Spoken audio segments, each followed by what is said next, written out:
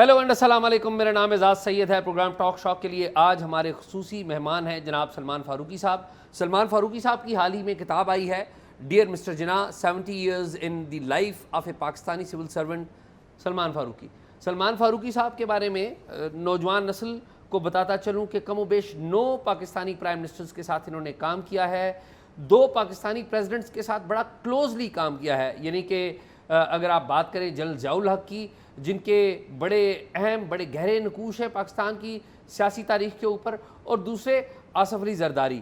آصف علی زرداری کے ساتھ بھی سیکٹری تھے، اور ضیاء الحق صاحب کے ساتھ بھی انہوں نے کلوزلی کام کیا، بینظیر بھٹو کے ساتھ انہوں نے سیکٹری کے طور پر کام کیا۔ تو بہت سارے تاریخی واقعات یہ جانتے ہیں۔ آج ہمارے خصوصی مہمان ہیں اس کتاب کی بدولت جو انہوں نے میموائرز لکھے۔ فاروقی صاحب بہت شکریہ آپ کا۔ آپ کا بہت شکریہ اعزاز صاحب۔ میں اپنا اصول صرف آپ کی وجہ سے توڑ رہا ہوں۔ میں ایسا انٹرویو میں نے سال میں کبھی نہیں دیا سر میرے لیے پر آپ کی شخصیت ایسی ہے اور آپ کی ضد بھی ساتھ شامل ہے کہ میں نے آپ کے حکم کی تعمیل کی ہے۔ فاروقی صاحب، آپ کی کتاب بڑی ضخیم کتاب ہے، لیکن میں جب کتاب پڑھنا اس کو شروع کیا تو ایک بات جو مجھے سمجھ میں نہیں آئی کہ آپ نے ایک فرسٹ پرسن کے طور پر کتاب کیوں لکھوائی۔ آپ یہ کتاب اگر خود تحریر کرتے اور جو آپ کی انگریزی بھی بڑی اچھی ہے، تو یہ ایسا چوائس آپ نے کیوں کی کہ آپ نے ریکارڈنگز کی اور آپ اپنے رائٹر کو کہہ سکتے تھے کہ وہ فرسٹ پرسن کے طور پہ لکھتا؟ یہ بات آپ پہلے شخص نہیں، میں خود میری بیٹی نے بھی یہی سوال کیا۔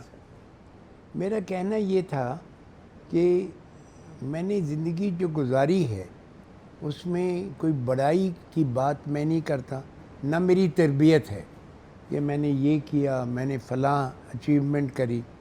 تو جب میں یہ کتاب لکھنے لگا تو میں نے کہا کہ کہیں یہ نہ ہو جائے کہ جب میں یہ باتیں لکھوں گا اس میں اپنی بڑائی کروں، کسی اور کی زیادہ برائی کروں، کسی واقعے کو بڑھا چڑھا کر پیش کروں۔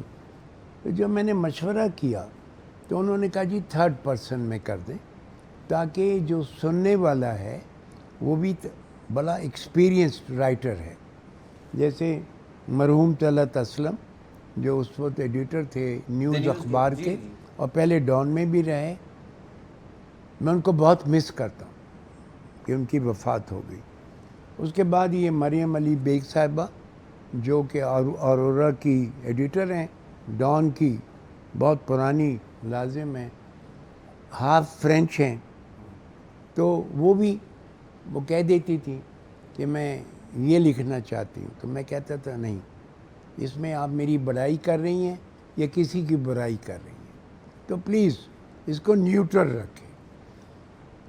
مجھے کل ہی ایک صاحب نے جو آپ کے پیشے میں بہت بڑا نام ہے، انہوں نے کہا سلمان میں نے آپ کی کتاب پڑھی، میں صرف ایک بات کی داد دیتا ہوں کہ اس کتاب میں آپ نے اپنی طرف سے نہ کسی کی برائی کی ہے نہ کسی کی زیادہ اچھائی کی ہے، it's a neutral book, objective book, اور میں اسی کی مبارکباد دیتا ہوں۔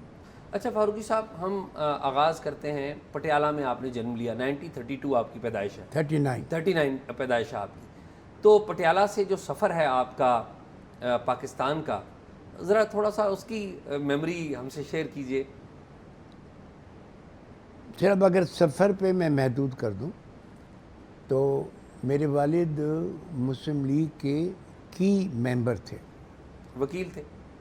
وکیل بھی تھے، اور میرے نانا چیف جسٹس تھے، اور لیکن میرے والد کے کزن پریزیڈنٹ مسلم لیگ کے تھے۔ تو پہلی بات تو یہ بتا دوں کہ وہاں کی جو فوج تھی انہوں نے طے کرا کہ تمام مسلم لیگ ورکنگ کمیٹی کے ممبروں کو سزا دی جائے، انہیں قتل کر دیا جائے۔ یہ تو کوئی 18 ممبر تھے، صرف 2 ہی لوگ بچ کر آ سکے۔ میرے والد، چونکہ انہیں آج تک نہیں انہوں نے، یعنی جب تک زندہ تھے مجھے نہیں بتایا کہ کس نے مدد کی، لیکن میں نے یہ کہانی لکھی ہے کہ ایک بہت بڑے سکھ نے ان کو بتایا کہ آپ کے قتل کا فیصلہ ہو گیا اور آپ چلے جائیں، تو ہم بچ گئے۔ اور ایک اور صاحب جو لاہور میں، جمیل حسین رضوی، وہ بھی وزیر بن گئے بعد میں اور جج بن گئے. یہ 2 بچے، باقی سب کو ان کے گھر بھی تباہ کر دیے گئے، ان کو بھی مار دیا، فیملیز کو مار دیا. جہاں تک ہمارا تعلق ہے تو انہی فسادات میں میرے تایا، میرے ماموں، میری خالہ اور کئی لوگ فیملی کے سب قتل کر دیے گئے.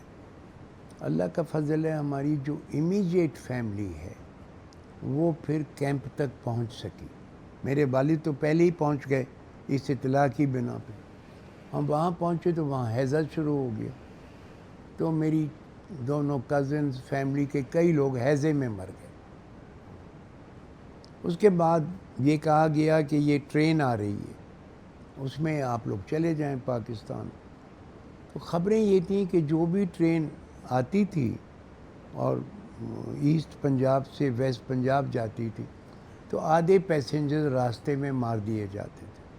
تو یہ بڑا مشکل فیصلہ تھا میرے بزرگوں کے لیے کہ ہیضے میں مرنا ہے یا پاکستان جاتے ہوئے مرنا.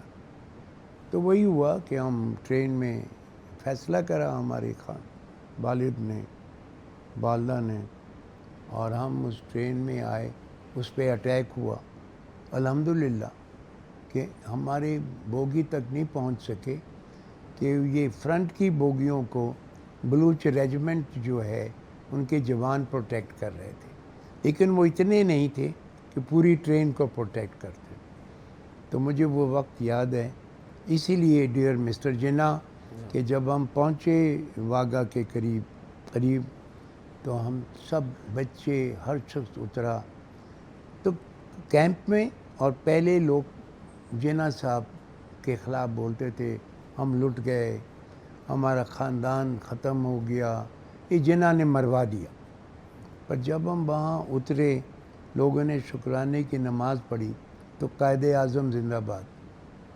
کیونکہ پہلی بار پتہ چلا کہ اب کوئی خطرہ نہیں رہا کہ کوئی آ کر کے ٹرین پہ اٹیک کر دے گا، کوئی کیمپ کے اندر ہمیں آ کے مار دے گا. اور پھر پاکستان آ گئے. تو وہ سٹوری بھی ہم نے لکھی ہے. فاروقی صاحب، اس کے بعد کی جو آپ کی فیملی کی سٹرگل ہے، آپ کی فیملی نے جس طریقے سے سٹرگل کی، اپنے بچوں کو آپ کے پیرنٹس نے پڑھایا، بالخصوص والد صاحب نے، وہ ایک پوری ایک کہانی ہے. لیکن میں چاہتا ہوں کہ ہم شروع کریں کہ آپ کی جو سول سروس میں آمد ہے، 62 میں آتے ہیں آپ سول سروس میں. تو اپنی ذرا پہلی جو اپائنٹمنٹ ہے آپ کی، ذرا اس کا قصہ اگر آپ سنائیں تو that would be very interesting. جی، میں ذرا سب سے پہلے یہ بتا دوں کہ ہم لوگ کراچی آ گئے. ہم پہلے سکھر میں تھے، پھر میرے والد وزیر ہو گئے تو ہم کراچی آ گئے. اور کراچی میں میرا داخلہ ہوا سائنس کالج میں، کیونکہ اس زمانے میں ڈاکٹر کی پڑھائی کی گارنٹی تھی کہ اس میں ریٹائرمنٹ کوئی نہیں. لیکن یہ جو کاٹنا پیٹنا مجھے پسند نہیں آیا اور میں نے جا کر آرٹس کالج جوائن کر لیا. تو میرے والد نے کہا کہ بھئی میں خود وکیل رہا ہوں، یہ اس پروفیشن میں ٹاپ پہ پہنچنا آسان کام نہیں، اور تم اگر قابل ہو تو پہنچو گے تو بہتر ہوتا کہ تم ڈاکٹر بنتے، لیکن اب محنت کرنا تاکہ ٹاپ پہ پہنچ سکو. کالج کے زمانے میں اللہ کا فضل مجھے موقع ملا. میں یونینز کا بھی، پورے یونیورسٹی کا بھی، پھر پورے ملک کے اسٹوڈنٹس کا بھی میں اعلیٰ عہدے پہ رہا. میں پاکستان کے چند اسٹوڈنٹس میں سے ہوں جس نے 3 انٹرنیشنل اسٹوڈنٹ کانفرنس اٹینڈ کریں 15 سال سے لے کے 18 سال کی عمر میں. اور دنیا بھر میں طالب علموں میں میری دوستی بھی ہو گئی، جس کا بعد میں بہت فائدہ ہوا. جب میں نے سروس کا فیصلہ کرا، اس میں بھی میرے والد خوش نہیں تھے، لیکن مجھے لگا کہ اگر کوئی بڑے وسیع حلقے میں خدمت کرنی ہے تو سرکاری ملازمت اس زمانے میں بہت اہم تھی. تو میں اپیئر ہوا. تو چونکہ میں اسٹوڈنٹ ایکٹیویزم میں تھا تو وہ جو جذبہ تھا وہ میرا کم نہیں ہوا تھا، جس کو میں ابھی بھی جس کا دکھ ہوتا ہے کہ جب میرے ریٹن پیپرز بہت اچھے ہو گئے، پر جب میں گیا انٹرویو دینے تو پہلا سوال جو مجھ سے جج صاحب نے پوچھا، جن کو جنرل ایوب خان نے اپوائنٹ کیا تھا، کہ اب آپ مانتے ہیں کہ صدارتی نظام پارلیمنٹری فارم سے بہت بہتر ہے؟ تو میں نے تو سمپل جواب دیا، کیونکہ میں پولیٹیکل سائنس کا اسٹوڈنٹ تھا اور میں نے ٹاپ بھی کیا تھا۔ میں نے کہا جی پارلیمنٹری نظام تو صرف رہا ہی 1951 تک، اور اگر وہ نظام نہ ہوتا تو نہ تو کروڑ سے زیادہ مہاجر آ کر کے یہاں سیٹل ہوتے، نہ کراچی جو پروونشل کیپٹل بھی ٹھیک نہیں بنا تھا وہ سینٹرل کیپٹل بنا، جبکہ مسلمان سرکاری ملازم اعلیٰ عہدوں پہ چند ایک تھے، اس کے باوجود یہ ملک قائم ہو گیا۔ ہم نے لوکل پروڈکٹس جو یہاں بنتی ہی نہیں تھی، کنزیومر پروڈکٹس، وہ تو ہم سیلف سفیشینٹ ہو گئے، ہمارا دنیا بھر میں نام ہو گیا، ہم سیکیورٹی کونسل میں بھی ممبر بن گئے، اور اس سے بڑھ کے کیا ہو سکتا ہے کہ ٹریڈ کے اندر اور ڈیولپمنٹ میں ہم انڈیا سے آگے تھے اس پیریڈ میں۔ لیکن وہ 51 کیا ختم ہوا کہ اس کے بعد نہ ٹریڈ کی آزادی رہی، نہ بیوروکریٹس کے ہاتھ میں ساری حکومت آ گئی، اور پھر سازشیں شروع ہو گئیں، کتنے وزیر اعظموں کو ختم کر دیا۔ اس کی مثال یہ ہے کہ نور الامین 15 دن اور چندری گڑھ 40 دن، تو یہ تو پھر تو یہ میوزیکل چیئرز ہو گیا، تو اس کو میں مانتا ہی نہیں ہوں کہ پارلیمنٹری فارم تھی۔ اب جو حکومت ہے، آپ برا نہ مانیں، اس میں چیکس اینڈ بیلنسز نہیں ہیں۔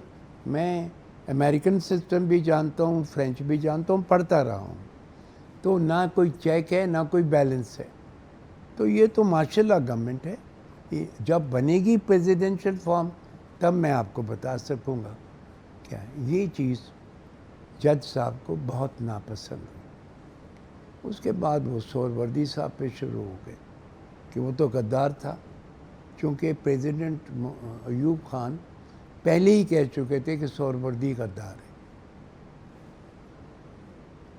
یہ بڑا مشکل ہوتا ہے کہ اگر آپ اسٹوڈنٹ ایکٹیوسٹ رہے ہوں اور وہ آپ کا واسطہ بھی as a student prime minister Suhrawardy سے پڑا ہو، تو یہ ناقابل برداشت تھا۔ تو میں نے کہا جی وہ پتہ نہیں، آپ کو بہتر پتہ ہوگا کہ انہوں نے غداری کم کری، پر وہ تو جنرل ایوب خان کی سفارش پہ اور جنرل سکندر مرزا کی سفارش پہ وزیر اعظم بنائے گئے، اور بنگال کے لوگوں نے، اس وقت وہ ایسٹ بنگال ہوتا تھا، تو بنگال کے لوگوں نے ان کو الیکٹ کرا، انہی کا چیف منسٹر بنگال میں، اور وہ خود پرائم منسٹر بنگالی کے طور پہ، selected by general Ayub Khan and general Sikandar Mirza. بس یہ کیا، یہ انٹرویو عام طور پہ 25 سے 35 40 منٹ چلتا ہے، یہ 1 گھنٹے کے اوپر چلا، اور لوگوں کو سوال پوچھنے کا موقع ہی نہیں ملا۔ اور جب میں بات ختم ہو گئی، میں تو امریکہ چلا گیا، کیونکہ وہ میں اپوائنٹ ہو چکا تھا نیپا میں۔ تو وہاں پہ جب میں تھا تو آیا کہ جی مجھے 300 میں سے صرف پاسنگ مارکس 100 دیے، اور جب میں واپس آیا اور میں نے سروس جوائن کی تو وہ صاحب جو کوآپریٹو ممبر تھے وہ ٹیچنگ سٹاف پہ تھے اکیڈمی کی، کہتے سلمان تم نے ایکٹیوسٹ کے طور پہ جواب دیے، شکر کرو کہ ہم لوگ تھے کہ ہم نے تمہیں فیل ہونے سے بچا لیا۔ تو وہ پہلا سبق تھا میرے لیے کہ آپ بہت سی باتوں کو سوچ سمجھ کے جواب دیں۔ اچھا، یہ تو زندگی کا آپ کا پہلا سفر تھا، لیکن میں انٹرسٹ لے رہا تھا اس بات پہ کہ جو پہلی اپائنٹمنٹ تھی وہ بھی ایک بڑا دلچسپ واقعہ ہے. تو میں یہ چاہ رہا تھا کہ ذرا اس کو شیئر کریں کہ جب آپ کی اپائنٹمنٹ ہوتی ہے اور آپ پہلے تجربات سے گزرتے ہیں ایز اے ینگ آفیسر. مجھے چونکہ میں کراچی کا رہنے والا تھا غالباً، چونکہ جو امتحانات ہوئے اکیڈمی میں اور سروس میں، اس میں ٹاپ کے اوپر تھا، اور ہمارے یہاں عام طور پہ پروموٹڈ لوگ لگتے تھے. تو انہوں نے ایکسپیریمنٹ کے طور پہ مجھے کراچی کا چارج دے دیا، سینٹرل ایکسائز کا، جو بہت بڑی بات تھی، کیونکہ اس میں تو بڑے بزرگ تجربے کار لوگ لگا کرتے تھے. تو اس زمانے میں فیکٹریز میں سیلف کلیئرنس سسٹم تھا، تو ٹرسٹ تھا کہ بھئی ٹرسٹ کے اوپر آپ کوئی گڑبڑ نہ کریں اور آپ کلیئر کریں، کوئی انسپیکٹر فیکٹری میں نہیں ہوگا، یہ ہوگا. لیکن میں نے یہ دیکھا اور سنا کہ جی یہ کچھ نہیں ہے، اب تو ٹرک کے ٹرک نکل جاتے ہیں، کوئی پوچھنے والا نہیں ہے، اور یہ ہے. تو پہلے تو میں نے جو بڑے بڑے انڈسٹریلسٹ تھے، اس میں فارینر بھی تھے، like Pakistan tobacco, Lever Brothers, ان کو بلایا اور ان کے مینیجر وغیرہ آئے، کیونکہ وہ ینگ افسر کے لیے تو مالک نہیں آئے گا، کچھ مالک بھی آ گئے. میں نے صرف یہ کہا کہ یہ ٹرسٹ ہے، آپ کو کوئی انسپیکٹر فیکٹری میں آ کے تنگ نہیں کرے گا، یہ میری ذمہ داری ہے، اور میرا دفتر ہمیشہ، کوئی اپوائنٹمنٹ کی ضرورت نہیں. ایک بات میں آپ کو بتا دوں کہ میں اس فیسلٹی کو مس یوز ہونے بھی نہیں دوں گا. تو کچھ کے چہرے پہ ہنسی بھی آ گئی کہ بھئی تم سے پہلے تو بہت آ چکے ہیں یہ وہ. تو میں نے پہلا ہی کام یہ کیا کہ وہ جو سپرنٹینڈنٹس یہ وہ تھے، ان سب کو میں نے retired I S I, retired I B, کہ جو ٹاپ انٹیلیجنس کے لوگ میں نے معلوم کرے، ان کو ریکویسٹ کی کہ جی آپ ان کی ٹریننگ کر دیں کہ کیسے انٹیلیجنس ہوتی ہے. اور یہ 3 مہینے کا کورس ہم نے کرا. پھر میں نے وہ جو امریکہ میں ہوتا تھا، کیونکہ میں امریکہ پڑھ کر آیا تھا، تو وہاں یہ سسٹم ہے کہ آپ اداروں کے اندر لوگوں سے تعلق پیدا کریں کہ وہ آ کے اطلاع دیں، اور ہم ان کو یہ کہیں کہ آپ کی اطلاع پہ اگر پکڑے جائیں تو اس کی پرسنٹیج ہم آپ کو دیں گے. یہ ان نون چیز تھی. تو ہم نے یہ کام کرا اور بہت لوگ آ گئے. انہی انٹیلیجنس والوں نے ان کے ساتھ تعلقات پیدا کیے. ایک کام میں نے کرا کہ اگر ان کا نام کسی نے ڈسکلوز کرا تو اس افسر کی نوکری فوری طور پہ ہم ختم کرا دیں گے، میں جان لگا دوں گا، تاکہ یہ ٹرسٹ اگر نہیں رہا تو یہ نہیں ہوگا. نتیجہ یہ ہوا کہ یہ جو شروع میں پکڑے گئے تو اس زمانے کے 17 کروڑ ہو گئے ایک سال میں، علاوہ اس کے جو انٹیلیجنس کے ذریعے بغیر ریوارڈ کے ہمارے اسٹاف نے پکڑے. تو یہ نظام تو پورے ملک میں آ گیا. تو میں یہ کسے کہتے ہیں نا، کامیابی جو ہو، کامیابی تھی انہوں نے مجھے فوراً ایئرپورٹ پہ لگا دیا، جو اس وقت کراچی کا ایک ہی ایئرپورٹ تھا. اس زمانے میں اعزاز صاحب رات میں 33 فلائٹیں آتی تھی دنیا بھر کی، اور چونکہ شارٹ ہال ایئر کرافٹ تھے تو وہ لوگ رات کو کراچی میں ہی آ کے رہتے.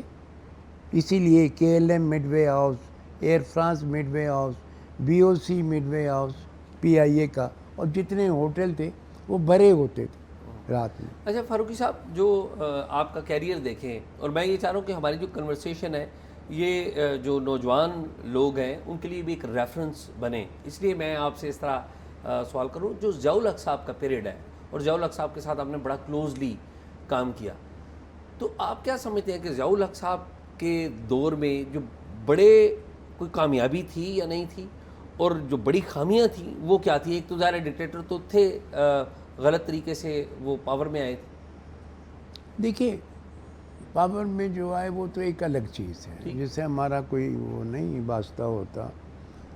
میرا جو ان سے واسطہ ہوا وہ ان کا یوں کہہ دیں ویک پوائنٹ تھا. ٹھیک. ویک پوائنٹ تھی بیٹی جو جی ہاں زین. اللہ سب پہ رحم کرے جی. اور یہ کرے، لیکن ان کی ذہنی کمزوری تھی، اور وہ 5-6 سال تک کئی لوگوں کو ٹرائی کر چکے تھے ٹھیک. اور کامیاب نہیں ہو رہے تھے کہ ایک سسٹم کریٹ کیا جائے. میں نے اس میں تحریر کیا کہ میرا ان سے پہلے واسطہ کب پڑا جب وہ بریگیڈیئر تھے. جی ہاں یہ تو ان کے خیال میں یہ آیا کہ چونکہ میں سندھ میں بڑا کامیاب ان کی نظر میں، میری نظر میں نہیں، ان کی نظر میں بہت کامیاب تھا، تو انہوں نے مجھے بلایا اور کہا کہ میں نے یہ عہدہ آپ کی وجہ سے کریٹ کیا، ٹھیک. اور میرا ایک خواب ہے کہ ڈسیبلڈ کے لیے کوئی ایسا سسٹم کریٹ کیا جائے جو پائیدار بھی ہو اور جس میں مدد ہو.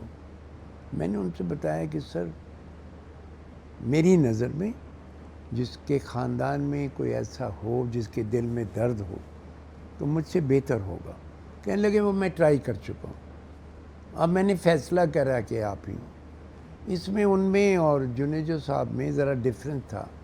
جنید صاحب مجھے کہیں اور چاہتے تھے، وہ یہ بہرحال وہ پریویل کر گئے اور انہوں نے مجھے لگایا، بہت عنایت کی. انہوں نے باہر بھی بھیجا کہ جا کے سسٹم دیکھیں. یہ اللہ کا فضل تھا. یہ میں نے 1.5 سال میں رینٹڈ بلڈنگز میں پورے ملک میں بے تحاشا اسکول شروع کر دیے. اس وقت کوئی ٹرین ٹیچرز نہیں تھے، لیکن میں نے ریکروٹمنٹ کری. شرط یہ تھی کہ آپ کے پاس ماسٹرز ڈگری ہے، پریفرنس دوں گا اگر آپ خاتون ہیں، اور اس کے بعد پریفرنس دوں گا اگر آپ کے خاندان میں کوئی معذور ہے، تاکہ آپ نے اس کی دیکھ بھال کی ہو. اور اللہ کا فضل کہ ہم نے کوئی 100 کے قریب 125 ٹیچرز بھی ریکروٹ کر لیے، جو ابھی تک میں سمجھتا ہوں کہ اللہ نے یہ سمجھ بوجھ دی. میں نے یونیورسٹیز کے ساتھ ایگریمنٹ کرا، پیسہ دیا کہ ان کو آپ اسپیشل ایجوکیشن میں ٹریننگ دیں، تو وہ اتنی ٹرین ہوئی کہ اب دنیا بھر میں وہ پرنسپل ہیں، پڑھا رہی ہیں. یہ تو چلے وقت کا ساتھ ہے. اچھا ضیاء الحق صاحب کے ساتھ تو آپ نے کام کیا، اور ایک انٹرسٹنگ بات بھی ہے کہ جب محمد خان جنیجو صاحب جو پرائم منسٹر تھے، ضیاء الحق صاحب نے پیر پگاڑا صاحب کے کہنے پہ ان کو لگایا تھا، تو ان کی جو اختلافات پیدا ہوئے تھے ضیاء الحق صاحب کے ساتھ، اس کے بھی آپ آئی وٹنس ہیں، کچھ شیئر کریں گے؟ نہیں اس کی ایک وجہ میں خود بھی ہوں نا. جی جی جی. کہ یہ ہوا کہ جنیجو صاحب ابھی 1 سال ہی ہوا، 1.5 سال بھی نہیں ہوا تھا کہ جنیجو صاحب نے مجھے طلب کیا اور کہا کہ میں نے آپ کو اپنے دفتر میں ایڈیشن سیٹی لگا دی. میں نے کہا سر یہ جنرل صاحب اس کو بہت برا مانیں گے، کیونکہ وہ ان کا تو بڑا وہ ہے. کہنے لگے میں نے فیصلہ کر لیا. تو میں نے کہا سر اتنی تو اجازت دیں کہ میں اس چارج کو کچھ دنوں رکھوں اور میری جگہ کوئی موزوں شخص آ جائے تاکہ میرا یہ نہ ہو. کہنے لگے چلیں یہ اجازت ہے، میں تو کھٹ منڈول جا رہا ہوں، آپ میرے ساتھ چلیں گے اور وہاں رہیں گے. جب میں واپس آ گیا اور کچھ دنوں کے بعد، یہ اس لیے یہ قصہ بیان کر رہا ہوں کہ کیا وجہ ہے، کیسے ہو سکتا ہے. تو سعودی پرنس جو اندھے تھے وہ پاکستان آ رہے تھے جنرل صاحب کے انویٹیشن پہ. وہ پریزیڈنٹ تھے ورلڈ بلائنڈ فیڈریشن کے. تو ظاہر ہے میں چونکہ انچارج تھا اس شعبے کا، تو ان کو میں نے ایئرپورٹ پہ ریسیو کیا اور کرنے کے بعد جنرل صاحب سے ملانے کے لیے میں لے گیا. اور جب ہم گئے جنرل صاحب کا تو انہوں نے بڑی تعظیم کی. ان کے پرنس سے مل چکے تھے پہلے، بہت خیال کیا، بڑی دیر تک تحفے بچوں کے ان کے یہ وہ دیے. اور پھر اچانک کہا کہ میں اس کا اردو ترجمہ کر رہا ہوں کہ جی آپ اپنا ہاتھ اٹھائیں دعا کے لیے. تو انہوں نے دعا کری شروع کہ سلمان فاروقی صاحب جانتے ہیں کہ اس ملک میں وزیر اعظم بڑا پاورفل ہے، تو وہ ان غریب مسکین بچوں کو جو معذور ہیں چھوڑ کر کے ان کے پاس چلے گئے ہیں، اور انہیں پتہ ہے کہ میری کوئی حیثیت نہیں ہے، باوجود اس کے کہ میری بچی بھی معذور ہے.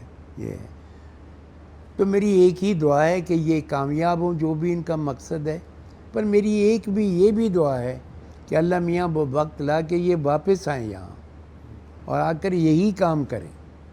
تو پرنس کو کہتے ہیں آپ آمین کہیے، آپ سما آمین کہیے، تو اس نے کر لیا.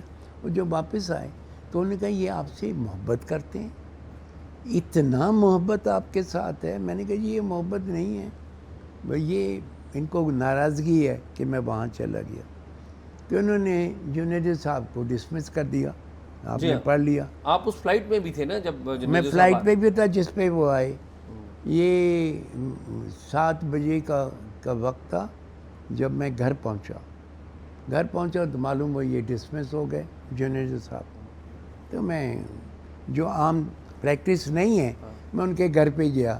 وہ خود حیران ہوئے کہ ایک سرکاری ملازم ایک ڈسمس وزیر اعظم کے گھر آئے، اور وہاں پر فوج تعینات ہے اور آپ کو اندر نہیں جانے دیا گیا. چلیے وہ الگ بات ہے. رات کو مجھے 1 بجے آیا کہ جی فوج آ گئی ہے. تو میں نے کہا یہ تو جیل میں بند کرنے جا رہے ہیں. تو میں نیچے آیا تو انہوں نے کہا نہیں جی آپ کی گاڑی جو ہم لے جا رہے ہیں. میں نے کہا بھئی یہ تو میری انٹائٹلمنٹ ہے. کہ نہیں ہمیں حکم ہے کہ یہ گاڑی لے لی جائے. میں نے کہا آپ نے اتنی زحمت کیوں کری، فون کر دیتے میں بھجوا دیتا. 3 بجے اسٹیبلشمنٹ ڈویژن سے فون آیا خوش ہو کے، سر وزیر اعظم کے ساتھ تھے، مبارک کو آپ کو OSD بنا دیا. بہت شکریہ.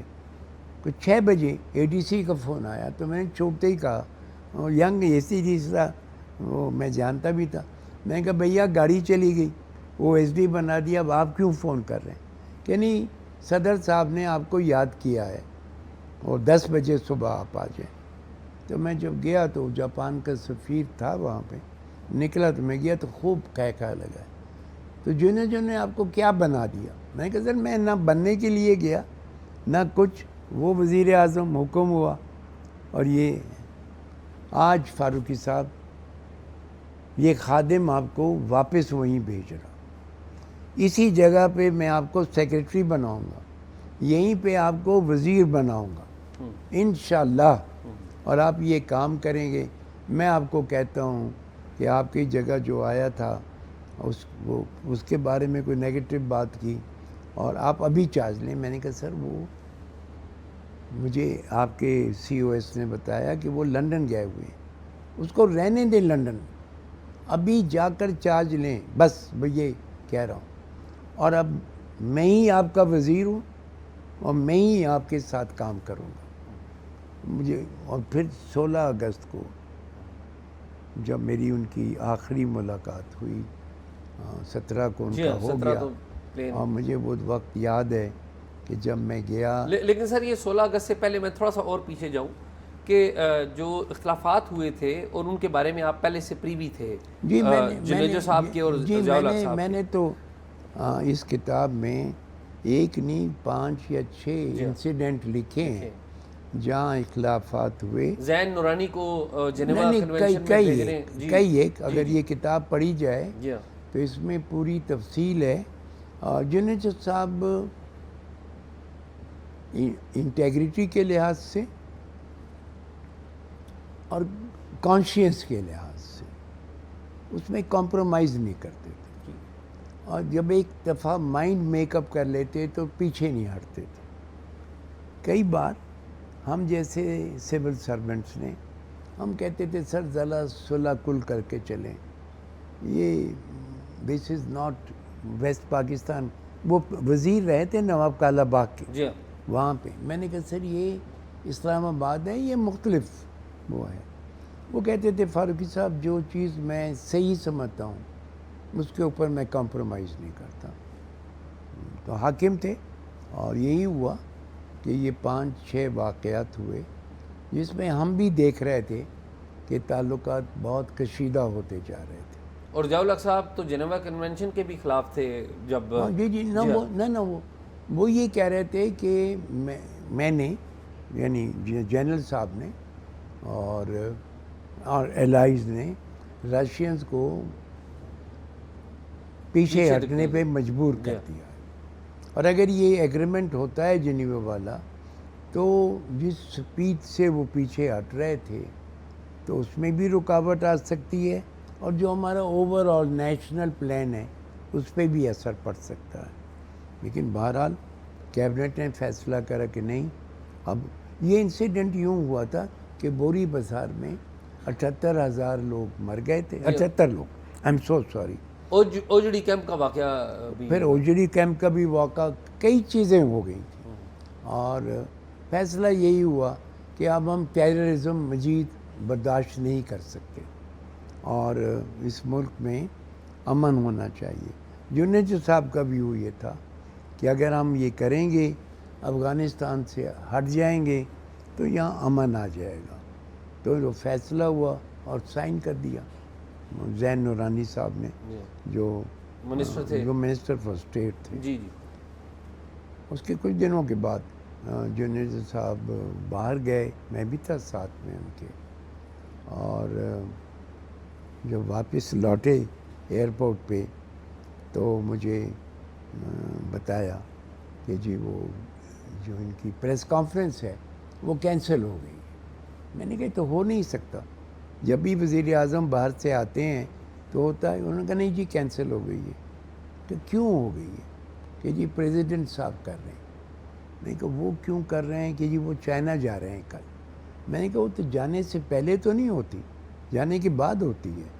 تو وہ صاحب جواب نہیں دے سکے, وہ انٹیلیجنس کے تھے. یہ بات میں نے جنید صاحب کو کہی کہ جی یہ تو کانفرنس ہو رہی ہے اور آپ کی کینسل ہو گئی ہے. خاموش ہو گئے. جنید صاحب کو اس وقت پتہ چل چکا تھا کہ انہیں برطرف کر دیا؟ نہیں بالکل نہیں. وہ گھر چلے گئے, میں اپنے گھر چلا گیا. وہاں پہ ٹی وی چلتا رہتا تو پہلی خبر یہی تھی کہ وہ ڈسمس ہو گئے. ٹھیک بات. اور پھر آپ ان کے گھر میں آپ ملنے گئے؟ دیکھیے جنید صاحب سے آپ ملنے گئے؟ یہ میری بیوی کا ایک اصول تھا جو میں کبھی کبھی ڈس ایگری کرتا. جب کوئی نکل جاتا تھا تو میری بیوی کہتی تھی چونکہ تم نے ان کے ساتھ کام کیا ہے تم ایک بار جا کے ضرور مل کے ان کو خدا حافظ کر دو. تو انہوں نے کہا تم ضرور جاؤ. میں نے کہا بھائی وہاں پہ فوج لگ گئی ہوگی. کہتی کوئی بات, ہم اسلام آباد میں تو وہ پنڈی میں تھے نا, تو یہ سفر بھی لمبا تھا. اور آپ بول رہے ہیں کہ ہم سوزوکی میں جاتے تھے. جی ہاں جی. سوزوکی میں تو میں گیا 45 منٹ, وہاں فوج لگی. جب اندر گیا جنید صاحب کو یہ پتہ نہیں تھا کہ فوج ہے. بہرحال جو بھی انچارج تھے انہوں نے مہربانی کی, مجھے اندر جانے دیا. اور میرے اندر جانے کے بعد ہی جنرل صاحب کا فون آیا. ان کو جنرل ضیاء الحق صاحب کا فون آ گیا اور وہ اے ڈی سی کے ساتھ بیٹھے ہوئے تھے. ان کو انہوں نے کہا کہ بھئی میں نے جو کرا ہے یہ ضروری تھا, لیکن میں آپ کو کوئی تکلیف نہیں پہنچانا چاہتا. آپ رہیں, آپ فیئر ویل کریں اپنے لوگوں کے ساتھ, اور آپ سرکاری جہاز پہ کراچی جائیں. تو میں نے لکھا ہے کہ یہ پہلے وزیر اعظم تھے جو اس حد تک باعزت گئے. اچھا, ضیاء الحق صاحب کے اوپر اگر ہم فردر بات کریں تو آپ کی ضیاء الحق صاحب سے آخری ملاقات ہوتی ہے 16 اگست کو, تو تھوڑی ذرا اس کی میموری بھی اگر شیئر کر دیں. میں ساری کہانیاں نہیں میں آپ سے پوچھوں گا, میں چاہوں گا کہ لوگ پڑھیں بھی, لیکن ایک سول سرونٹ. دیکھیے جنرل صاحب کا کیا تھا رویہ ان لوگوں کے ساتھ, جو بھی وہ میرا تعلق نہیں. اس ملاقات میں عام طور پہ یہ ہوتا ہے کہ جب آپ ملنے جاتے ہیں پریزیڈنٹ سے یا پرائم منسٹر سے تو آپ ان کے دور صوفے پہ بیٹھتے ہیں, تھوڑی دور. یہ پہلی بات. اچھا, اور جنرل صاحب کا ایک طریقہ تھا کہ وہ ہمیشہ اٹھ کے ملتے اور بڑا اسٹرانگ ہینڈ شیک کرتے. اس دفعہ انہوں نے کہا کہ آپ میرے ساتھ آ کے بیٹھیں, جو نارملی نہیں ہوتا صوفے پہ. تو میں بیٹھ گیا اور انہوں نے کہا کہ کچھ باتیں کریں میرے کام کے بارے میں, اور یہ کہا کہ میں آپ کے دفتر میں آنا چاہتا ہوں. میں چاہتا ہوں فاروقی صاحب کہ میں اس پورے ادارے کا سربراہ ہوں اور آپ اس کے چیف ایگزیکٹو ہوں اور اس کے اندر چیف منسٹرز اور کنسرن منسٹرز ممبر ہوں، اور اب یہ جو معذوروں کا کام ہے اس کو ہم نیشنل سکیل پہ اور وتھ فل سپیڈ کریں گے. اور یہ تجویز میں ان کو ایک اتھارٹی کے پہلے دے چکا تھا یہ وہ، اور یہ میں چاہتا ہوں تو بتائیں کون سی تاریخ. میں نے کہا سر جو آپ کہیں، آپ کے دفتر میں کتنے لوگ آ سکتے ہیں؟ میں نے کہا جی اباؤٹ 40. تو یہ ان کے ملٹری سیکرٹری تھے بریگیڈیئر نجیب، بہت اچھے آدمی، ان کی بھی وفات ہو گئی. اکٹھے تھے. تو نجیب صاحب کو بلایا تو انہوں نے کہا کہ سر کیا خیال ہے 26 تاریخ؟ میں نے کہا جی جو تاریخ آپ کو سوٹ کرتی ہے. تو طے ہو گیا 26 کو ملیں گے. پھر جنرل صاحب یہ آتے تھے کراچی، جنرل صاحب جب میں سندھ گورنمنٹ میں تھا، تو چونکہ میرے پاس لوکل گورنمنٹ اور ادارے تھے تو ان کا پہلے سے فون آتا تھا کہ جی بیواؤں یتیموں کو آپ کہیں لوکل ڈپٹی کمشنر سے انہیں سلیکٹ کریں اور ان کو میں پیسے دینا چاہتا ہوں یہ کرتا ہوں. تو مجھے کہنے لگے فاروقی صاحب وہ تو بہت اچھا تھا، بہت اچھا ہوتا تھا. تو آپ کی نظر میں ہے کہ یہ جو فیملیز ہیں اسٹوڈنٹس کی جو ڈسیبلڈ ہیں میں کہا سر میں نے پہلے ہی ورلڈ فوڈ پروگرام سے یہ کرا ہوا ہے کہ ہر بچے کو جو غریب ہے اس کو گھی اور گندم فری ورلڈ فوڈ پروگرام دے. شرط یہ تھی کہ وہ بچے کی اٹینڈنس 90% سے کم نہیں ہوگی.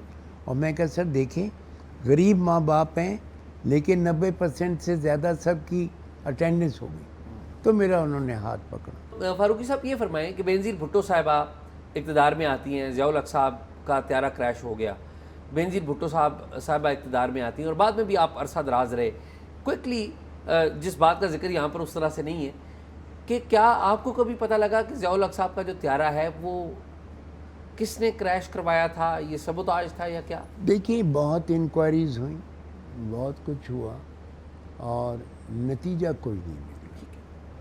یہ نتیجہ انکوائری کرنے والے نکالنا نہیں چاہتے تھے یا نکلا ہی نہیں، یہ پتہ نہیں. تو آپ میں نے لکھا ہے نہیں لیکن وہ تفصیل کہ میں نے کلیئر لکھا جی ہاں. کہ یہ بھی وجہ ہو سکتی ہے، یہ بھی ہو سکتی ہے، لیکن کوئی ڈیفینیٹ وہ نہیں ہے کیونکہ ان کی فیملی بھی انٹرسٹڈ تھی معلوم کرنے میں. اور یہ بھلا چھوڑ دیں کہ اس جہاز میں کون تھے، پر کوئی بھی اس طرح سے وفات پائے تو اس کے لیے ہمدردی ہونی چاہیے.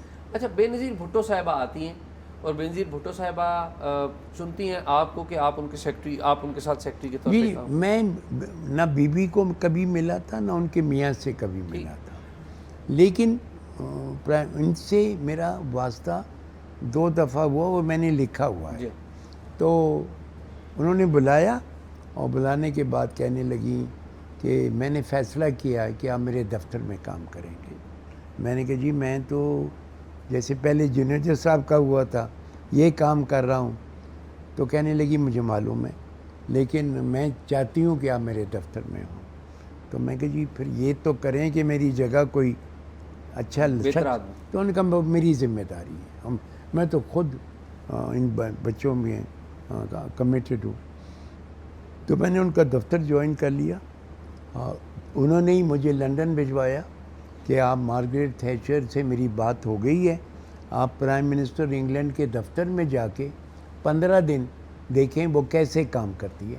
اتنی کامیاب وزیر اعظم ہے. تو وہ بھی میں نے کیا. تو بینظیر بھٹو صاحبہ کے ساتھ جو آپ کی ورکنگ تھی اور بینظیر بھٹو صاحبہ کا جو ڈسمسل تھا وہ بھی آپ نے قریب سے دیکھا کہ کس طریقے سے.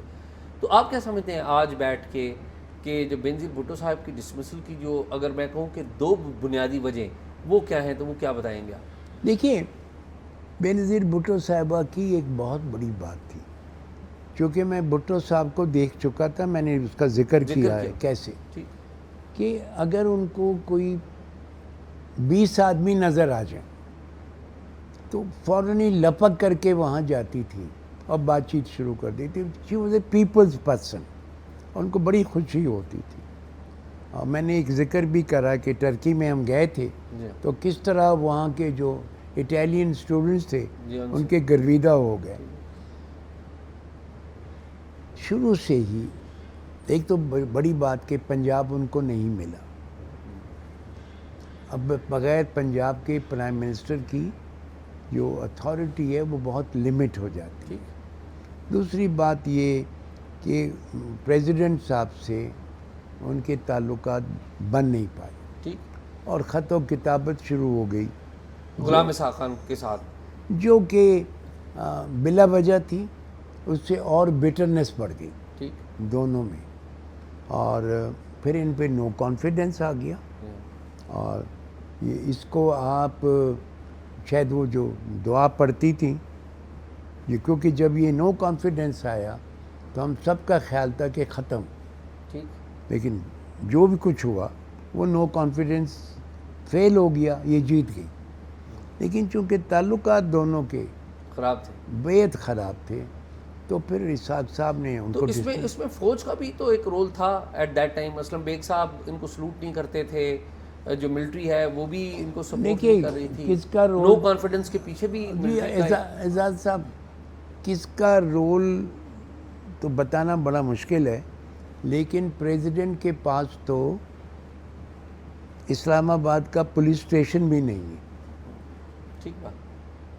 تو وہ بغیر کسی اتھارٹی کے ڈسمس تو نہیں کر سکتا. ڈسمس کر سکتا ہے, انفورس نہیں کر سکتا. تو اب اس سوال کا جواب پوچھنے کی ضرورت نہیں. اور ان دنوں ایک اور جو بڑے لیڈر, جو آج بھی ایک بڑے لیڈر ہیں, نواز شریف صاحب, وہ قومی افق پر تھے. اور اس بارے میں بھی آپ آنکھوں دیکھا حال جانتے ہیں کہ کس طریقے سے ضیاء الحق صاحب نے ڈیسائیڈ کیا تھا کہ جنیجو صاحب سے مسلم لیگ کی صدارت لے کے نواز شریف صاحب کو دینی ہے. تو نواز شریف صاحب کا عروج بھی آپ نے ٹیکنیکلی دیکھا. نہ یہ دیکھیے, یہ جنیجو لیگ بن گئی تھی جی, اور اس میں بڑی حیرانی کی بات ہے کہ جو پارلیمنٹ تھی 1985 کی, یہ سب لوگ اپنے زور پہ الیکٹ ہو کر آئے تھے, کیونکہ کوئی پارٹی نہیں تھی, نان پارٹی بیسس پر وہ سب کے سب جنیجو صاحب کی لیگ میں شامل ہو گئے. اور جب نکل گئے تو آپ سوچیں نا کہ جو آدمی نکل جاتا ہے سب سے پہلے اس کے ساتھی چھوڑتے ہیں نا. جی ہاں.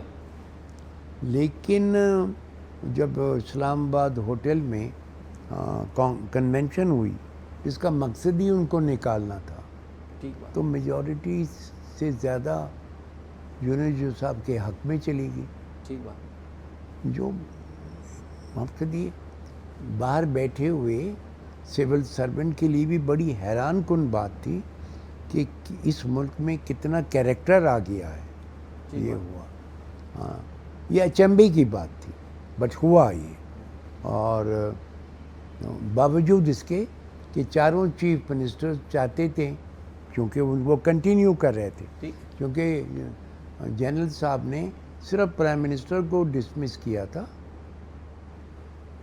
چیف منسٹرز کو نہیں کیا. ٹھیک بات. اچھا فاروقی صاحب, آپ کی پہلی ملاقات جناب آصف علی زرداری سے اسی روز ہوتی ہے جس دن بینظیر بھٹو صاحبہ سے آپ کی ملاقات ہوتی ہے. آپ بینظیر صاحبہ سے مل کے نکلتے ہیں اور آپ کو پیغام ملتا ہے کہ آصف زرداری صاحب کمرے میں بیٹھے ہیں جو آپ سے ملنا چاہتے ہیں. جی, میں جب یہ بات ہو گئی, انہوں نے کہا میں نے تو اپوائنٹ کر دیا, میں نے تو گزٹ نوٹیفیکیشن بھی کر دیا. ٹھیک. تو میں نے شکریہ ادا کیا. میں باہر نکلا تو اے ڈی سی نے کہا کہ سر وہ زرداری صاحب ہیں فلاں کمرے میں, اور یہ تو انہوں نے کہا کہ جب آپ واپس جا رہے ہوں تو ان سے کہیں کہ مجھے ملتے جائیں. جو لیجیٹیمیٹ بات تھی, کیونکہ تو میں گیا, ہاتھ ملایا, تو انہوں نے ایک ہی سوال پوچھا کہ آپ کو پتہ ہے کہ میں کون ہوں؟ میں نے کہا جی آپ حاکم علی زرداری صاحب کے بیٹے ہیں, تو ان کو آپ جانتے ہیں؟ میں نے کہا جی میں سندھ میں 13 سال گزار چکا ہوں حکومت میں, اور آپ کے والد ایم این اے, اور سب سے بڑی بات یہ ہے کہ آپ کے والد پہلے سندھ انٹیریئر کے آدمی تھے جنہوں نے 2 سینما بنائی اور کراچی میں ایکٹیو سوشل سرکلز میں تھے. بس میں نے یہی پوچھنا تھا. وہ بتانا چاہ رہے تھے کہ میرے والد زرداری صاحب ہیں. زرداری صاحب کا نام مشہور تھا. جی ہاں جی. وہ علی احمد تالپور صاحب وہی سب اکٹھے ہوتے تھے. جو ان دنوں آصف زرداری صاحب پہ میڈیا کے اوپر بڑی باتیں آئیں, ان کے گھوڑوں کے حوالے سے بھی بڑی باتیں آئیں, یہ ساری چیزیں آپ کے سامنے چونکہ ہوتی رہیں, تو یہ کیا؟ دیکھیے یہ پہلی بات ہے, اور یہ انڈیا سے بھی لوگوں نے سیکھا کہ اندرا گاندھی پہ پہلے اٹیک شروع ہوئے, پھر ان کے بیٹے پہ تو بہت زیادہ. میں آپ کو بتاؤں کہ ان کے بیٹے کے اب نہیں اب مرنے کے بعد ان کے بیٹے کے بارے میں تو بہت تعریفیں ہیں, پر ان کی کرپشن کی داستانیں, اس میں امیتابھ بچن کا بھی نام آ گیا تھا. یہ ہوا تھا. اب یہاں کی بات میں نہیں کہہ رہا ہوں بیس لیس یہ لیکن امیتابھ بچن کا نام تو اس لیے آیا تھا کہ راجیو گاندھی کے بڑے قریبی دوست تھے امیتابھ بچن. دوست تھے, اور پھر آیا کہ بوفرز میں ان کا حصہ تھا. یہ اب مودی صاحب کے بارے میں بات آتا ہے, وہ اڈانی کیا نام ہے ان کے نام سے. لیکن قطع نظر اس کے یہ تو ظاہر تھا کہ اگر آپ بیوی پہ اٹیک کرنا چاہتے ہیں تو آپ زرداری صاحب پہ اٹیک. تو یہ ہوتا رہا. جو ہم حیران ہوتے تھے کہ کانٹرڈکشن نہیں ہوتی تھی, اور پر ہمیں بتایا جاتا تھا کہ بھئی انہوں نے کہا ہے کہ زیادہ کانٹرڈکشن کریں گے تو اور زیادہ زور ہوگا, تو ہونے دو. وہ آج تک ان کی پالیسی یہی رہی ہے. ہم بعد میں جب پریزیڈنٹ بھی بن گئے تو پریزیڈنٹ بننے کے زمانے میں بھی پرانی کہانیاں آتی رہیں. تو تب تو میں ان کے دفتر میں کام کرتا تھا, تو میں ان کو کہتا تھا جی کانٹرڈکٹ کریں. کہتے آپ بتائیے کہ اگر میں یہ کرتا رہوں گا تو یہاں کا کام کون کرے گا. اچھا, زرداری صاحب کے ساتھ آپ نے کام کیا جب وہ پہلی دفعہ پریزیڈنٹ بنے, اور انہوں نے آپ کو سیکٹری نہیں بلکہ سیکٹری جنرل لگایا. نہ بیکاز میرا اسٹیٹس آلریڈی سیکٹری جنرل کا تھا. میں جو سیکٹری جنرل میں بن چکا تھا 93 میں. ٹھیک, اور یہ بات ہو رہی ہے 2008 میں. جی ہاں, لیکن میں اس کانٹیکس میں کہ پریزیڈنٹ کے ساتھ بات کر رہا ہوں, تو انہوں نے پریزیڈنٹ آفس میں آپ کو لگایا. تو آپ پریوی ہیں کہ 2008 کا جب پاور شیئرنگ ہوا, پاور میں آئے, تو کیا پورا اختیار جو اسٹیبلشمنٹ کی تھی اس وقت کی تھی اس نے پیپلز پارٹی کی گورنمنٹ کو دے دیا تھا؟ دیکھیے جب مجھے انہوں نے بلایا, ان کو پتہ تھا کہ میرے 6 اسٹینٹ لگے ہیں اور امریکہ میں, ان کو ذاتی علم میں تھا. اور اس کے بعد میرا برین آپریشن ہوا, کیونکہ میں ایک لے رہا تھا دوائی جو کہ خون پتلا کرتی. وہ اتنا زیادہ ہوا کہ میرے دماغ پہ آ گیا, تو میری سرجری ہوئی جس میں میرا بولنا بھی بند ہو گیا. اور سب سے جو تکلیف دہ بات تھی کہ تھوڑا بہت میں بولتا تھا تو جیسے وہ دکھاتے کہ یہ کلاک ہے تو کیا ہے, تو میں کہتا تھا یہ 12 بجے, کہ نہیں یہ انسٹرومنٹ کیا ہے, تو مجھے نہیں یاد آتا تھا کیا 12. وہ میں 6 مہینے ہاسپٹل میں رہا to recover my ability to walk and to recover my language and یہ ان کے علم میں تھا.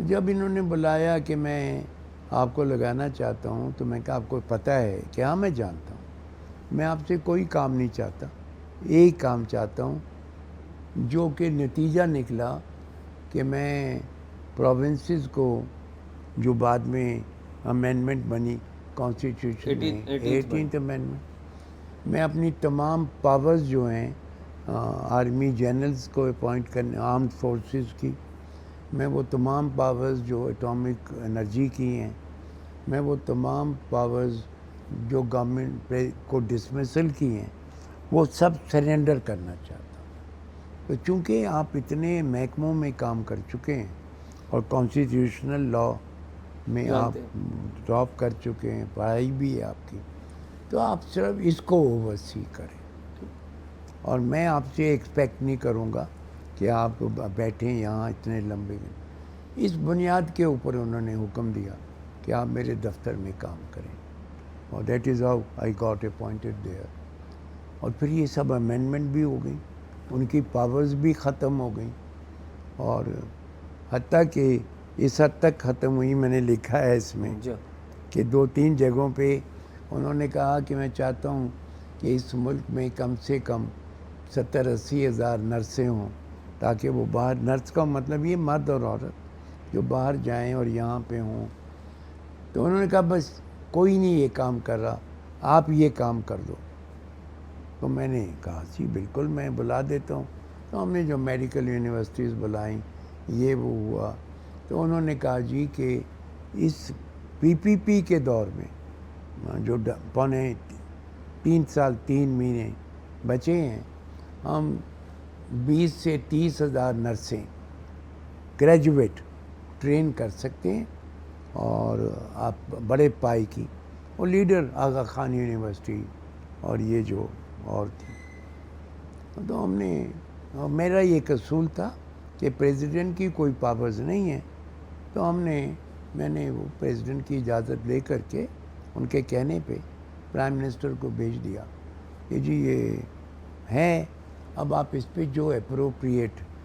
سر یہ بات ہوئی تو مجھے نوٹس آ گیا کہ آپ کو یہ اختیار ہی نہیں ہے ایسی میٹنگ کرنے کا، اور آپ کو ہم حکم دے رہے ہیں کہ آئندہ ایسی میٹنگ نہ کریں. اچھا یہ بتائیے کہ آپ کے دور میں جب آپ ایوان صدر میں زرداری صاحب کے ساتھ تھے تو سول ملٹری تناؤ بھی تھا.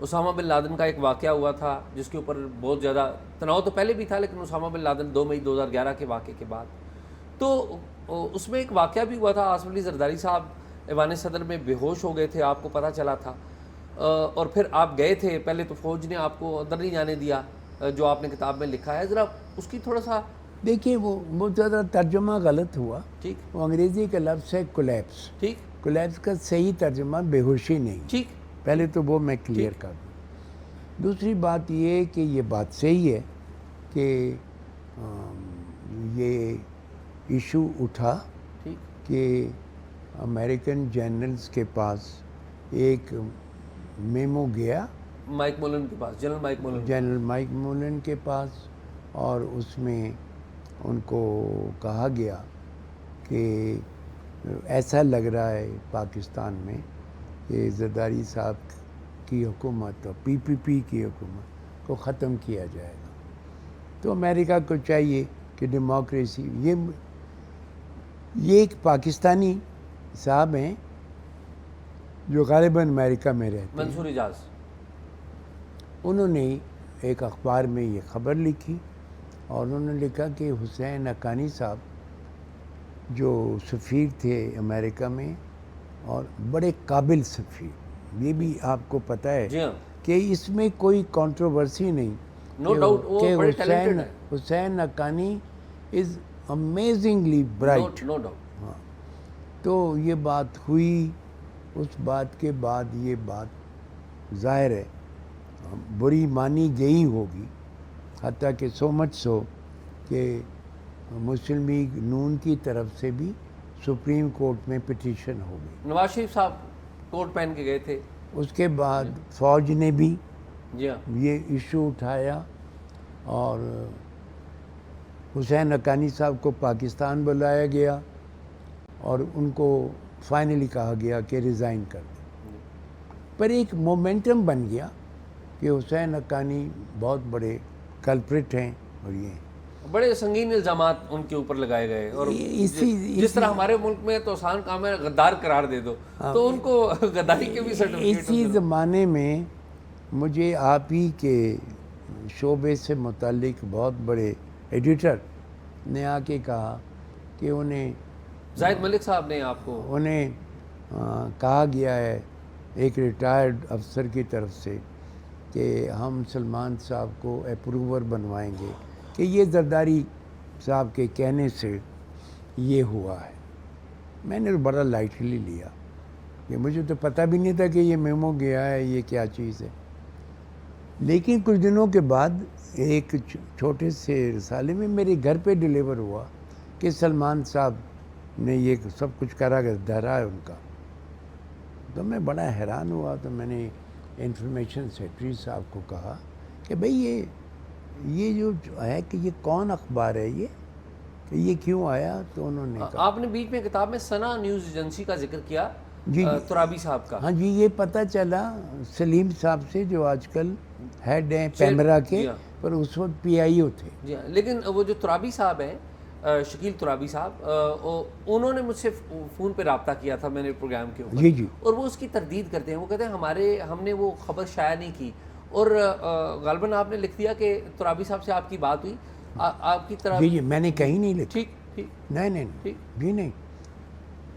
میں نے نہ صرف اس کا تذکرہ کیا ہے، میں نے سلیم صاحب جو ان کا نوٹ بھی نہیں سن لیں، پیمرا کے ہیڈ ہیں، ان کا ہاتھ کا لکھا ہوا نوٹ کتاب میں ڈالا. ایسے ہی، کیونکہ اس قسم کی باتوں میں میں کبھی کوئی کوتاہی نہیں کروں گا. انہوں نے لکھا کہ مجھے انفارمیشن سیکرٹری نے کہا، میں نے ترابی صاحب کو فون کیا کہ آپ نے بڑی زیادتی کی. انہوں نے کہا نہیں جی، مجھے تو بہت بڑے افسر نے یہ بات کہی ہے اور میں تردید نہیں کروں گا.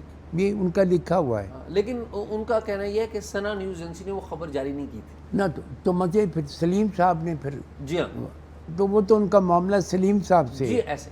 تو چونکہ یہ اتنی بڑی بات کہی تھی تو میں نے انفارمیشن سیکرٹری کو کہا کہ اگر وہ سلیم صاحب یہ کہہ رہے ہیں تو مجھے ہاتھ سے لکھ کے دیں، کیونکہ ٹائپ کے اوپر بھی آپ انکار کریں گے.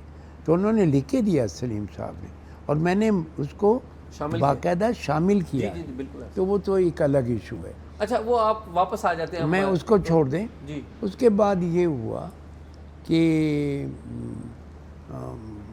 پریشر تو آیا، کیونکہ پرائم منسٹر صاحب نے یوسف رضا گیلانی صاحب نے ایک بیان بھی دے دیا کہ جو ادارہ ہے وہ اسٹیٹ ود ان اسٹیٹ ہے. اس سے تعلقات اور بھی کشیدہ ہو گئے نا. یعنی میں یہ نہیں کہہ رہا ان کے بیان کی وجہ سے ہوئے، لیکن کلیئر ہو گیا نا کہ حکومت ناپسند کر رہی ہے اس چیز کو اور کچھ ہو رہا ہے. کیونکہ ہم زرداری صاحب کے ساتھ کام کر رہے تھے، انہوں نے اپنا کام جاری رکھا، بٹ یہ ظاہر بات تھی کہ پریشر تھا. انہوں نے ضرور ایک دو دفعہ یہ بھی کہا کہ بھئی اگر کوئی ایسا پریشر ہوا وداؤٹ ریفرنس تو میں تو استعفیٰ نہیں دوں گا، نہ میں ریزائن کروں گا، نہ مجھے وہ ایک واقعے کا ذکر کرتے تھے کہ پہلے ان کی زبان کاٹ دی گئی تھی، پھر بھی انہوں نے بیان نہیں دیا تھا. تو میں ایسا آدمی نہیں ہوں کہ جو میں ڈر کے مارے یا دھمکی میں کچھ کروں گا. یہ درست ہے کہ زرداری صاحب نے اس وقت ایوان صدر میں ایک گن بھی اپنے پاس رکھی ہوتی تھی اور کہتے تھے کہ میں لڑتا ہوا جاؤں گا، میں ریزائن نہیں کروں گا؟ نہ سر، گن کی ضرورت کوئی نہیں تھی، کیونکہ زرداری صاحب کو بے تحاشا دھمکیاں تھیں اور سورسز کی. اچھا، دھمکیاں مل رہی تھیں؟ نہیں، دھمکیاں تو ہمیشہ تھیں نا سر. اور کس نوعیت کی؟ آپ یہ بتائیے نا کہ اگر زرداری صاحب میریٹ ہوٹل میں مان جاتے کہ میں آ کر کے وہاں کھانا کھاؤں گا، سیلیبریشن تھی نا ان کی اسپیچ کی، اور اگر وہ نام بدل دیتے تو وہ میریٹ ہوٹل کے ساتھ وہ بھی چلے جاتے. تو جس دن 18 ستمبر 2008 کو دھماکہ ہوا تھا میریٹ ہوٹل میں، اس دن زرداری صاحب نے آنا تھا؟ زرداری صاحب اور ایم این ایس کا کھانا تھا، اور وہ لاسٹ منٹ کے اوپر چینج ہوا، اور وہی وجہ تھی دھماکے کی. یہ تو انٹیلیجنس کی رپورٹس ہیں. یہ الگ بات ہے کہ وہاں امریکنز بھی کچھ تھے.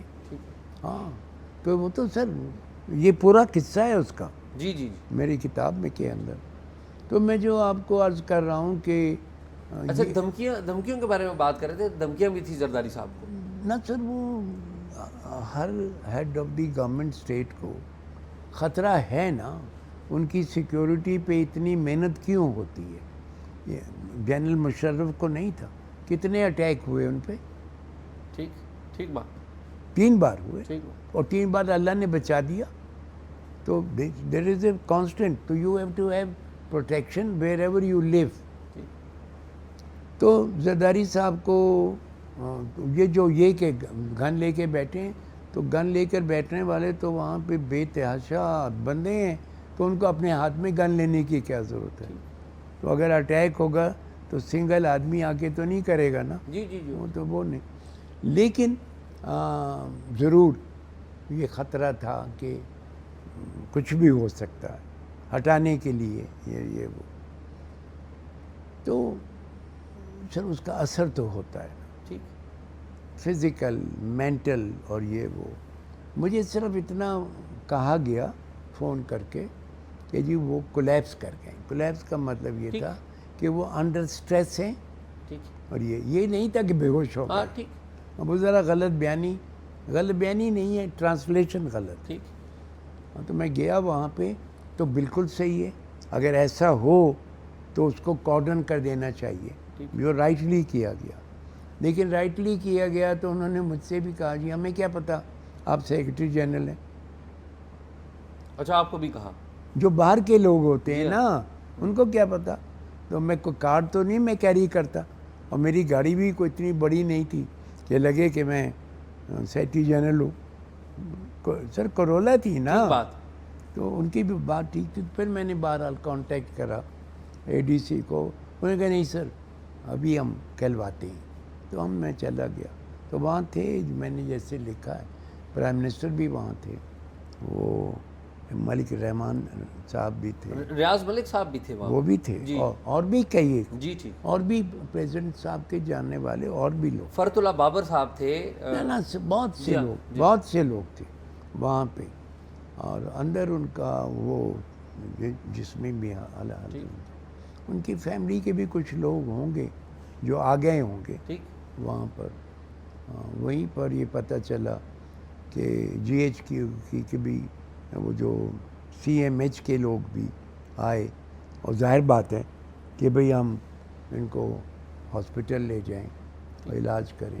پریزیڈنٹ تھے ملک کے، اور یہ وہ بہرحال ان کی فیملی نے فیصلہ کرا کہ ان کو باہر جائیں، which was a good advice کہ بیسٹ علاج ہو جائے اگر وہ ہے.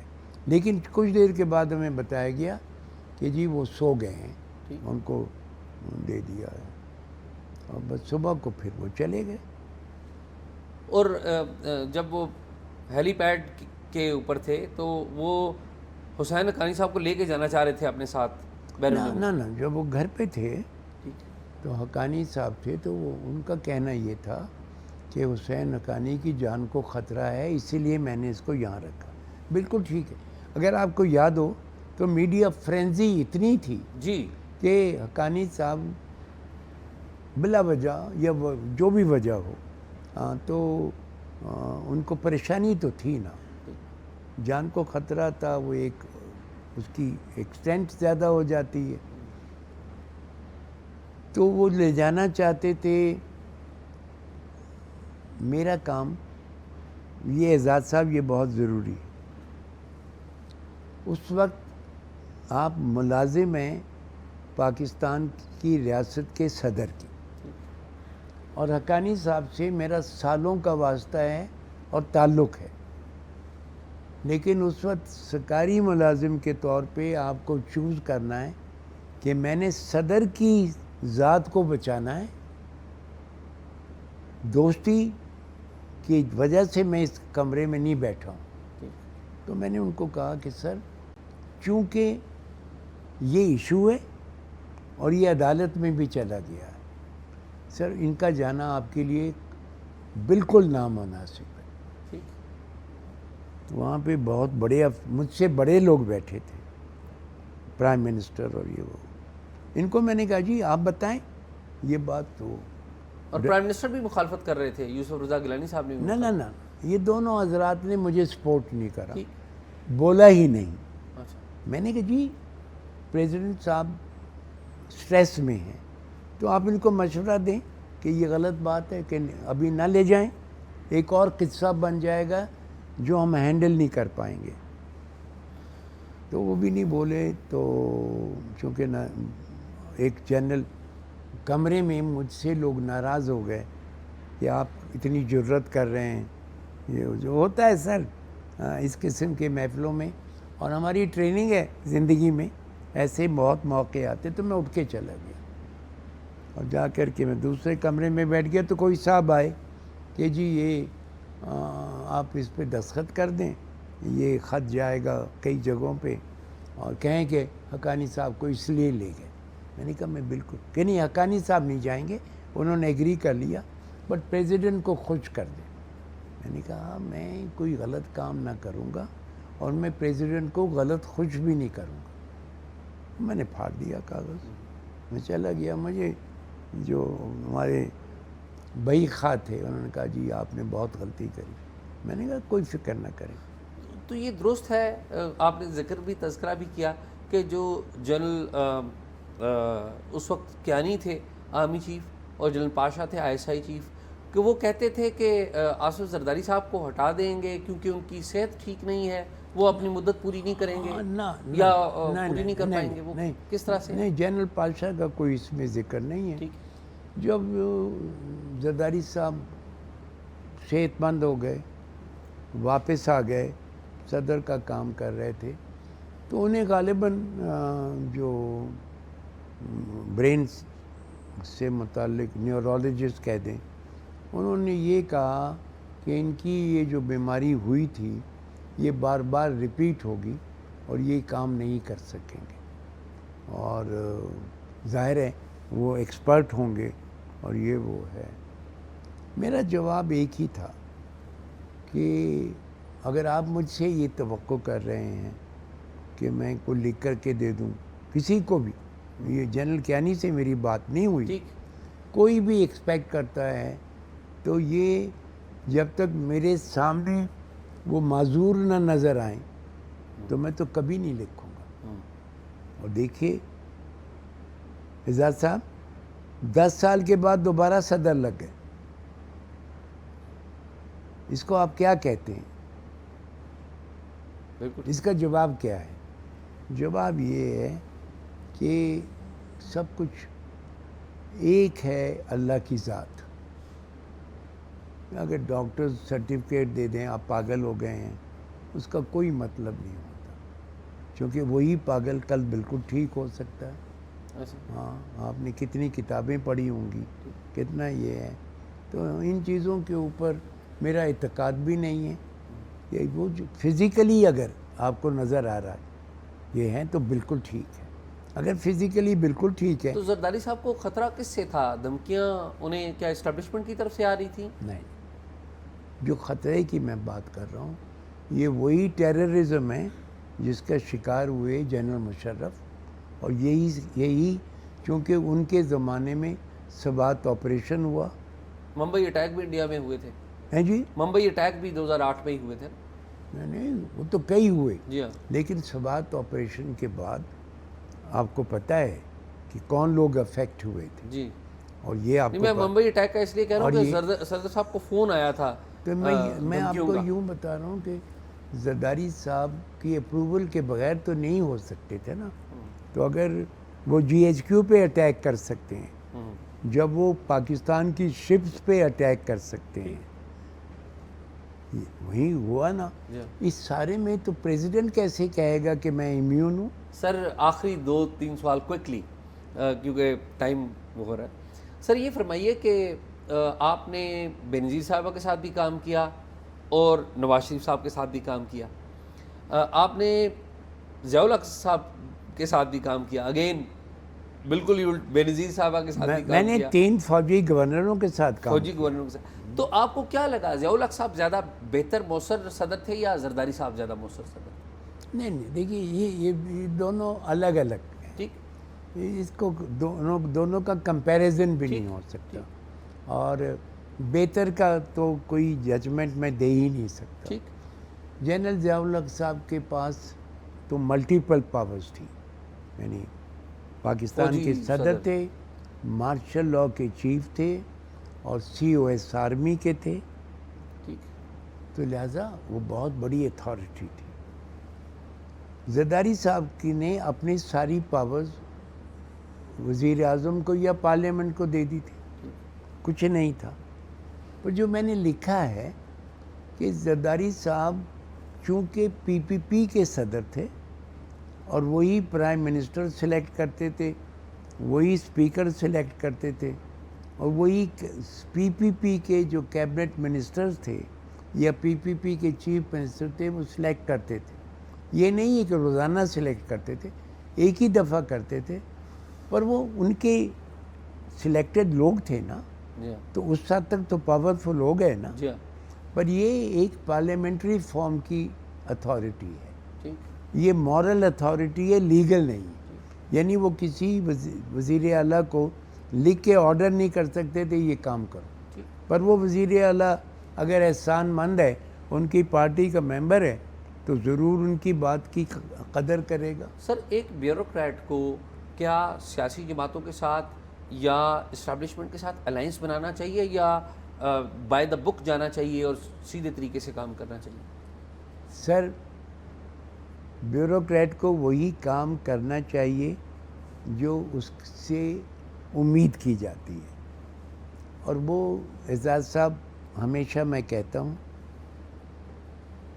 بیوروکریٹ کا یہ کام نہیں کہ وزیر اعظم نے کہا کہ آپ یہ کام کر دو اور وہ کیبنٹ میٹنگ ہے اور یہ بیوروکریٹ ان کا پرنسپل سیکریٹری ہے اور وہ یہ کہے سر یہ بالکل غلط کام ہے اور آپ کو بالکل نہیں کرنا چاہیے، اور میں آپ کو as your principal secretary warning دے رہا ہوں کہ اس سے نقصان ہو۔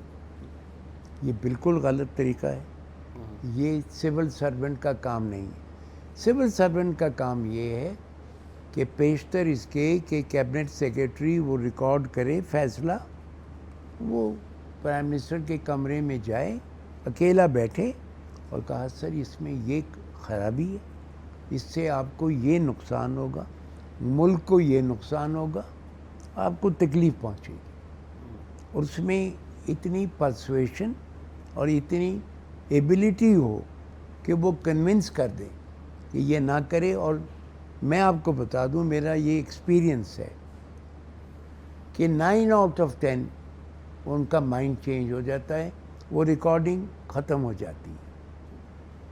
دوسری بات، جہاں پر آپ سمجھتے ہیں کہ یہ کام نہیں ہونا چاہیے اور آپ کی ایکسیس نہیں ہے ٹو دی پرائم منسٹر یا ان اتھارٹیز کو جو یہ فیصلے کر رہی ہیں، تو آپ ایک کانفیڈینشیل نوٹ ان سب اتھارٹیز کو بھیج دیں کہ جی میں آپ کو کہہ رہا ہوں اس میں یہ غلطی ہے اور اس میں نقصان ملک کا بھی ہوگا آپ کا بھی ہوگا، پر اس کی اخباروں میں دوستوں کو پبلسٹی نہ کرے کیونکہ یہ پھر ڈس لائلٹی کہلاتی ہے۔ آخری بات بتائیے کہ پاکستان میں بیوروکریسی کو بہتر کرنے کے لیے، وائبرنٹ کرنے کے لیے کیا 1 2 3 اقدامات کرنے چاہیے سرکار کو، کیونکہ بیوروکریسی گورننس بہتر کرتی ہے پورا ملک۔ سر میری یہ جو کتاب ہے اس کا جو ڈیئر مسٹر جناح نام ہے، تو وہ ڈیئر مسٹر جناح ایپیلاگ میں خط ہے، تو میں نے کہا ہے کہ میری ناچز رائے میں یہ چیزیں کر دیں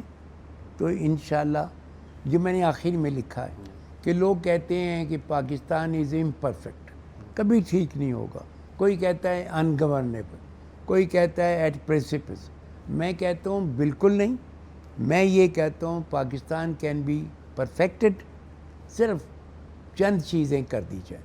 وہ چند چیزیں میں نے اس میں ریکارڈ کر دی ہیں، اور میں نے سول سرونٹ کا رول آپ کو بتا دیا کہ پہلی بات تو یہ کہ ان پہ سے یہ پریشر ہٹا دیں کہ ان کو جیل بند کر دیا، ان کو اپروور بنا دیا، یہ کریں گے تو یہ ملک نہیں چلے گا۔ لیکن جو بے ایمان ہے تو پھر اس کی کانکریٹ ایویڈنس ہو، اور پھر وہ ومز کے اوپر جیل نہ ڈالیں، پھر ایک اس کو پیش کریں کیبنٹ میں، اور کیبنٹ کہے کہ ہاں یہ بالکل گنہگار ہے تو اب بند کر دیں تاکہ پروٹیکشن ہو جائے۔ جو پروٹیکشن سول سرونٹ کی لے لی تھی اس کو کسی حد تک ریسٹور کر دیں تاکہ کانفیڈنس آ جائے۔ سول سرونٹس کو میں ہمیشہ یہ کہتا ہوں کہ اگر آپ ٹھیک کام نہیں کریں گے تو پھر جو پولیٹیشین ہے اس کو مشورہ کون دے گا؟ آپ نے سالہ سال نوکری کری ہے تو آپ کا یہ فرض بنتا ہے۔ فاروقی صاحب بہت شکریہ. ناظرین آپ نے پروگرام دیکھا. یہ پروگرام ہماری نوجوان نسل کو بھی دیکھنے کی ضرورت ہے, ان کی کتاب کو پڑھنے کی بھی ضرورت ہے, اور بالخصوص جو سول سروس میں نوجوان لوگ ہیں یا پہلے سے سرو کر رہے ہیں وہ بھی سلمان فاروقی صاحب کی کتاب ضرور پڑھیں اور یہ پروگرام ضرور دیکھیں, کیونکہ ان کی جو گفتگو ہے یہ محض گفتگو نہیں بلکہ ایک تاریخ ہے, ایک تجربہ ہے جس سے تمام لوگوں کو استفادہ حاصل کرنا چاہیے. مجھے اجازت دیجیے. اللہ حافظ.